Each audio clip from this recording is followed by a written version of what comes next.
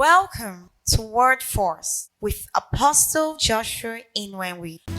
2 Kings chapter 7 from verse 1. Can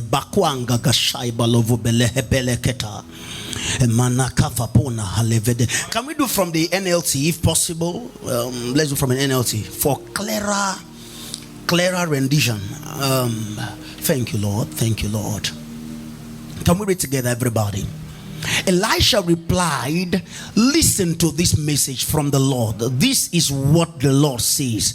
By this time tomorrow, in the market of Samaria, 5 quarts of choice flour will cost only 1 piece of silver, and 10 quarts of barley grain will cost only 1 piece of silver." Now give us verse 2. The officer assisting the king said, now to the man of God, that couldn't happen even if the Lord opened the windows of heaven. That is, 2 things must be dealt with here. You have to deal with familiar spirit. Yeah. I'm preaching already. Number 1 thing you must deal with in freedom is understanding that you are in bondage. You must agree. Don't be petty about it. Don't be sentimental about it. Don't be romantic. Don't be, you have a pattern of life. Everybody knows you to be touched, but you are dying. Now, even you that ought to know that even though people know that you are, people just feel you are big, at least you should tell yourself the truth that this my life, I am going through stress. The worst form of a lie is self-lie. The one you told yourself is the lie you really told yourself, and you have systemized your mind to believe in that lie. So you are living in a lie, and no one can actually tell you that truth. You are the one to tell yourself that truth, that you are living in a lie. Yes, is that you must understand what is befalling you, that you are in bondage. The Bible speaking about the people of Israel, he said, and the people of Israel cried out to God. That cry was the acknowledgement that we are going through stress. Cry is a function of deep pain. Tears is a function of deep burden on your emotion. Is a function of deep load and stress on your emotions. That is why anytime you see people cry, 2 things makes tears come out from people's eyes. Is either they are overwhelmed in their emotion positively, or they are overwhelmed negatively. These 2 things is what drips tears out from people's eyes. They cried. This man said, "Why sit we here?" But before then, the man of God have said, about this time there was famine in the land, so much that people began to eat their children. People were eating their children. This is exactly what was happening. One time we are told that one boiled their child or a child, and then they ate the child in agreement. This is not saying this one is a witch or wizard. This one is an agreement. The only alternative we have now, because if we say we should sell these children, we don't have anywhere or the wherewithal to sell them. The only way now is to see these children as meat. Have you seen where you have suffered so much that the only way out of your life is to transact with your body? I keep telling people, don't condemn people totally because of the wrong they do until you are able to fit into their shoes. Now, it's not an imaginary fitting. Just see yourself, enter there, go and squat with them in a while. Experience your mother die in pain before you say she was a prostitute, or she's into hookup, or she's into this. This is not a way of telling you or approving some immorality. But before you condemn people to death, you should be able to put on their shoes and know how it feels that to watch you praying and tonguing, and your mother is dying in the pain of cancer. so much of pain and stress in the land. The king acknowledged it, because I believe if the king didn't acknowledge that there was problem in the land, he would not approve of the ministry of the prophet. One of the major challenges we have in this country is because we're having prophets who are not willing to solve the problem of the nations, and we're also having kings who are not willing to bring in the priests, because the priests ought to work with kings. Because actually in our kingdom is made of priests and kings. He has made us priests and kings unto our God. So to dominate any environment, two people, two entities are needed. One is the king, another is the priest. The king is to ascertain rules. The priest is to gather the spiritual environment. They are called watchmen. So the king acknowledged there was problem in the land. In fact, even the prophet saw there was a problem.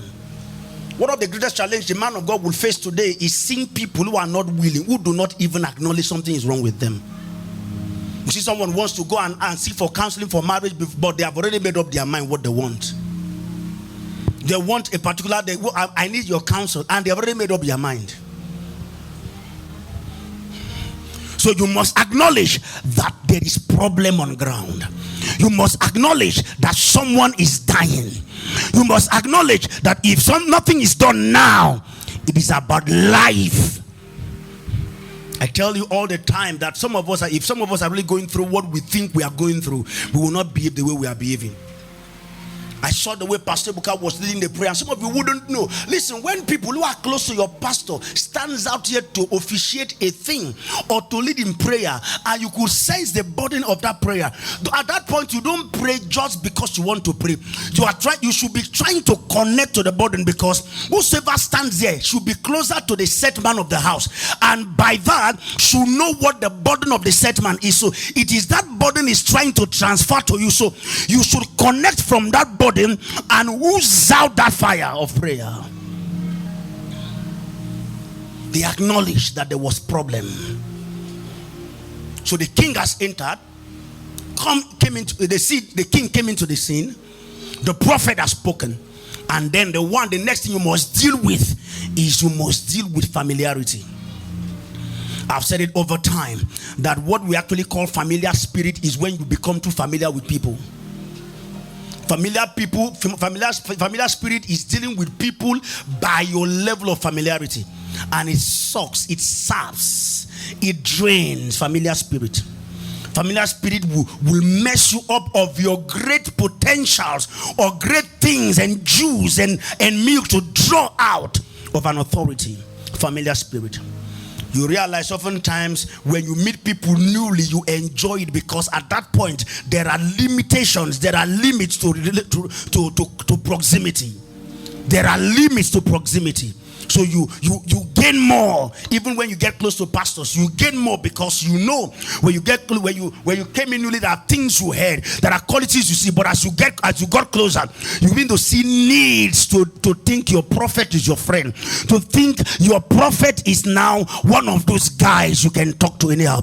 So that proximity that's supposed to bring more grace is now draining you of the ones you have. Every time you see believers who are close to a man of God going down, there is problem with familiar spirit or familiarity. The king has accepted the man of God, but the one who knew the man, who perhaps knows the activities. You know, in this country there was so much of pseudo prophet. There was so much of false prophets of Baal. They must have encountered those ones. Imagine the king's assistants. We are talking about the aid to the king on major matters that affects the land. He said that couldn't happen even if the Lord opened the windows of heaven. You see how the NLT interprets it now. You know, the King James will make you feel the guy was just how will this kind of thing happen? But NLT tells you that the man was so sure that even the entire heavens can't give what you said. Imagine you just wake up one day and say $1 will be for one kobo.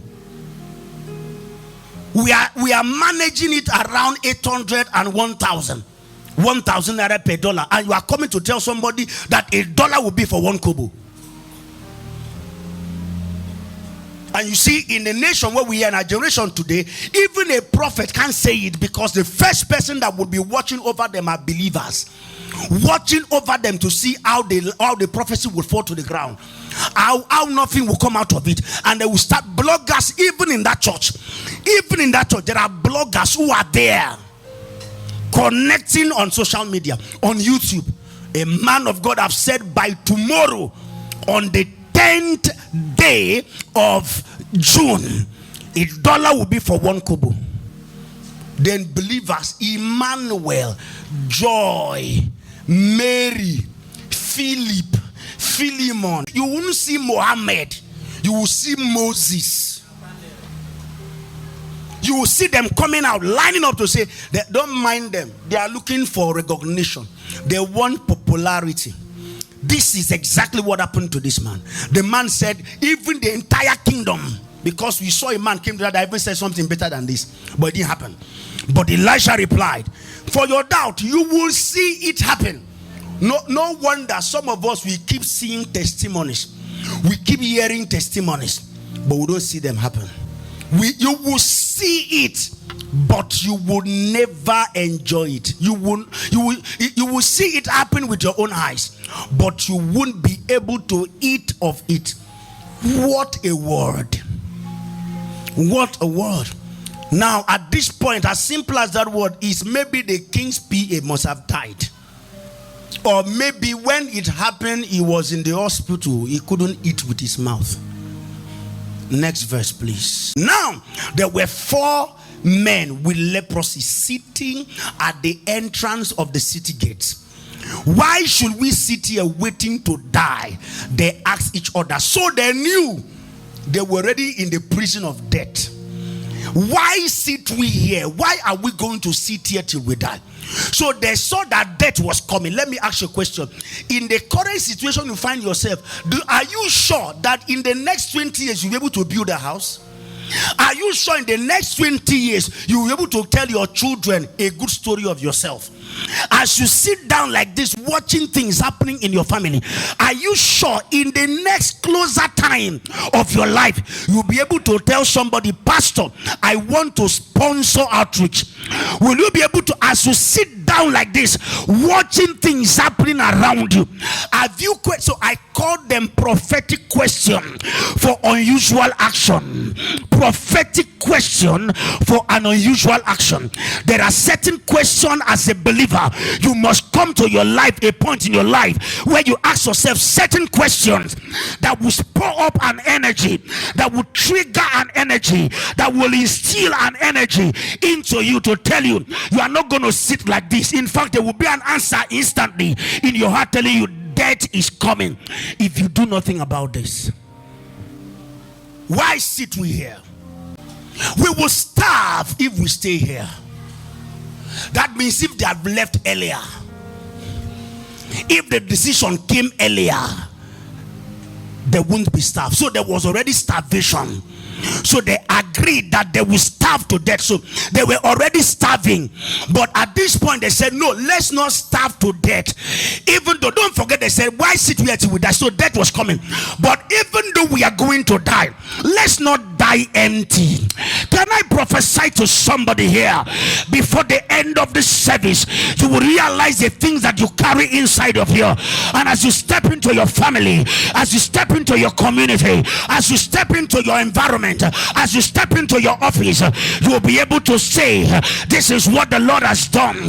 My eyes have seen, my ears have heard, I have beheld, I have heard the wonders of God. I am prophesying to 21 persons under the sound of my voice. This is the end of nonsense.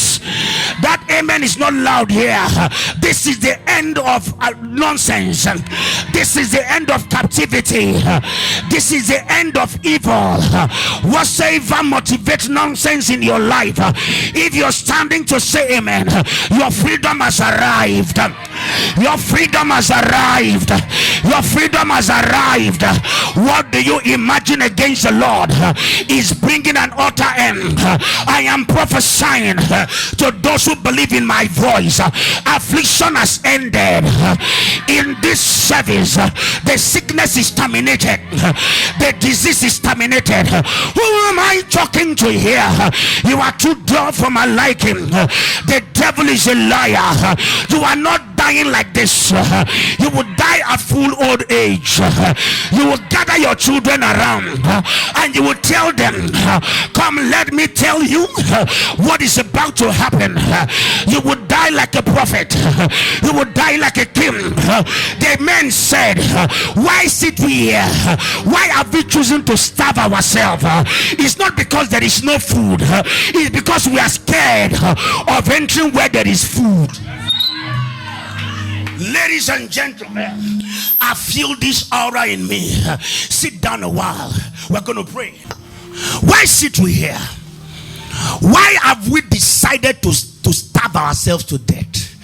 Why this indecisive life? Hey, ladies and gentlemen, one of the great decisions you've got to make as a child of God living on this blamable planet, one of the freedom you need in your life is the freedom of decision. Freedom of decision is one of the greatest freedom any man needs on earth, because a lot of us are in bondage of our decisions, because oftentimes you realize that your indecision is a decision in disguise. That you have made up your mind not to let it go means you made up your mind to let it stay. You may not want it to stay, that, but your decision of not letting it go is an automatic decision that you have decided to let it stay. One of the greatest freedom you need is the freedom of decision. That is what unbelievers need too. Unbelievers need the freedom of making a decision to accept Jesus. Believers need to make a decision to give their bodies, to give their time. They made up their mind. You will think we are enjoying life here. Oh, because they have escorted us to the gate. So why are we afraid of dying? Death is what brought us here. Because as lepers, right now we are waiting for a time of death. We have been ostracized. Nobody's going to come to help us. So if we sit here, let's not watch our death. Let's go there. Let them kill us by themselves.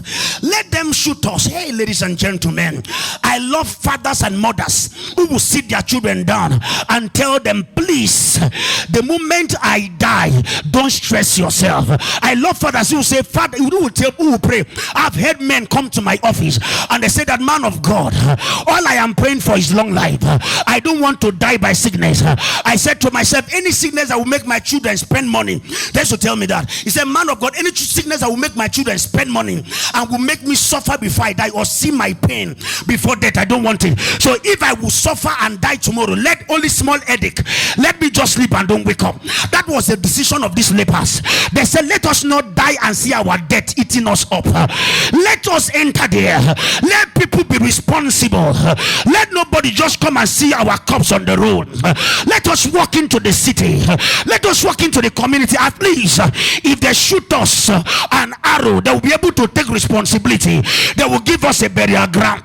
We will be accountable. At least somebody will be responsible for our death. If nobody is responsible for my life, someone should be responsible for my death. Hey, beloved, you've got to tell yourself the truth. You are irresponsible if nobody is responsible for your life. Are you still in church? Why are we starving ourselves? We will starve if we stay here, but with the famine in the city, we will starve if we go back there. So we might as well go out and surrender to the Arabian army. If they let us live, so much the better. But if they kill us, so there was an alternative to allow them live. So even the death we're afraid of may not be the death. So they said, if they let us live, thank God. But if they choose to kill us, we will have died anyway. But we know that it will be recorded that the Arabians killed us. let's not die by the roadside. Let it be said that we were responsible, that 4 leprous men entered here and we decided to take their lives. That is a good record. And one day somebody may wake up to say, what really happened many years ago? And they will say, at least some time ago, 4 lepers entered here and we killed them. Give me the next verse. So at twilight, they set out for the camp of the Arameans. But when they came to the edge of the camp, no one was there. You know what that means? Death has traveled. Because the people that will kill them have left. The people they were afraid of have left. Look at the next verse. Watch. No one was there. For the Lord had caused the Arameans army to hear the. So it tells you the people that was in the camp should be army, but they were not there. God by himself have taken. There is God that hears the lepers. There is God that hears the orphans. There is God that hears the helpless. There is God that hears the needy. Who is ready to pray to that God? Are you following what I am saying?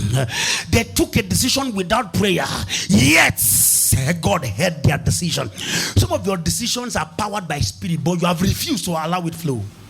You have refused to allow your decision flow. You are afraid of death. You are still afraid. You are still afraid. What will people say if I start up this business? This is what they say here. What will this? As if what they said has put food in your tummy. Are you following what I'm saying? Over time, I've desired to get a car, and someone say, Pastor, you are bigger than this car. I said, which one will you feel for me? And they will start laughing. Then I will say, that is to tell you don't have any choice to make over my car. Good things are good, but listen to me, everything is subjective. Are you hearing what I'm saying now? So the Bible tells us these men got into the city not being afraid of death. The shocking part is that when they got into the city, the people they're supposed to be afraid of, have taken off. Ladies and gentlemen, sometimes the enemy you are talking about does not exist. You did not hear me. Sometimes the enemy you are thinking of in your neighborhood is not there. Sometimes the Satan you're thinking of that is eating up your family is not available. Some of them have traveled. They are more afraid, more fearful than you. Lepers should be afraid, but they were not afraid. Where armies were running away from, lepers were walking in there. When lepers have dominated the camp of army, not that God is involved. Ladies and gentlemen, let me speak by prophecy. In our nation Nigeria, lepers are taking the center stage. You did not hear me. If you heard that prophecy, you understand. Lepers are taking the center stage. Lepers are dominating. You're not hearing what I'm saying. What that means is that they ostracize. Their ostracize are taking over. Those that were forsaken, they are calling upon them right now. You are not following prophecies. Maybe I'm too fast for you. What I'm trying to say is that what they said you are not qualified for, God has taken the battle. God has taken over the interview. Who am I talking to here? Give someone a high five and tell someone, I know. Come on, get up on your feet. Say, I know I am not qualified, but there is God who qualifies the unqualified. I know my CGP is not the best, but I've got it because I know there is God who takes over the battle of the 4 lepers. Maybe you don't know that our faith is the field of the unqualified. For God chooses the foolish things of this world to confound the wise. You don't know what confound means. To confound means to shame the wise. He said, where is the wisdom of the wise? Because even the foolishness of God is wiser than the wisdom of men. They thought what they did against you was to your own detriment, but no wonder the Bible that told us, for all things work together for God to them that love God. Oh, to them that God loves. You didn't hear what I just said? They said because you did so many abortions, you can't have a child. But you see, there is God who takes over the affairs of the lepers. You did not hear me. They said that your CGP is nothing. Hey, beloved, there is a God who takes over the affairs of the lepers. Next time they tell you you can't live in such an apartment, tell them, hey, there is a God who takes over the affairs of the lepers. Next time they tell you the guy is too substantial, the guy is too credible for you, can't you see you are from the other side of the village? These guys are from the palace. You whisper to them and tell them there is a God who helps the lepers. Oh, you didn't hear what I said. The lepers were sure of their death, but they had the chances to live. Don't die in prison. Don't die in that cage. Who am I talking to here? Come and give someone a high five and tell somebody, now is my turn. No more captivity. No more captivity. When the Lord turn again, Psalm 126, when the Lord turn again the captivity of Zion, we were like they that dreamed. Our mouth was filled with laughter, our tongue with praise. Then said they among the heathen, the Lord hath done a great thing. Ladies and gentlemen, I don't look like my condition. I've not been through stuff, but I got my mind made up. I've not been through challenges, but I've got my mind made up. I know men may leave, but I've got my mind made up. I know children may not be available, but I've got my mind made up. I know I may be physically challenged, but I've got my mind, and I'm not turning back. I know. I know.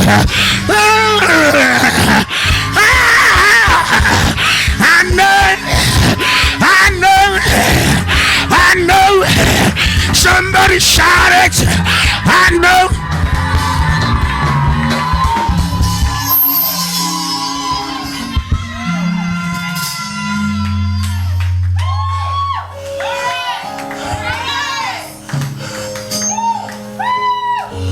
The worst form of disability is to be dysfunctional in your mind. Your legs may be empty. You may be maimed in the leg, but don't be maimed in the mind. You may be disabled in your mind, your legs, in your hands, but please guard your heart with all diligence, for out of it are the issues of life. The devil wants it, but you're gonna tell the devil, my mind is made up. I'm getting there. I'm not afraid of death. I'm not afraid of the sickness. I'm not afraid of the disease. I'm not afraid of the rumors. I know my God lives.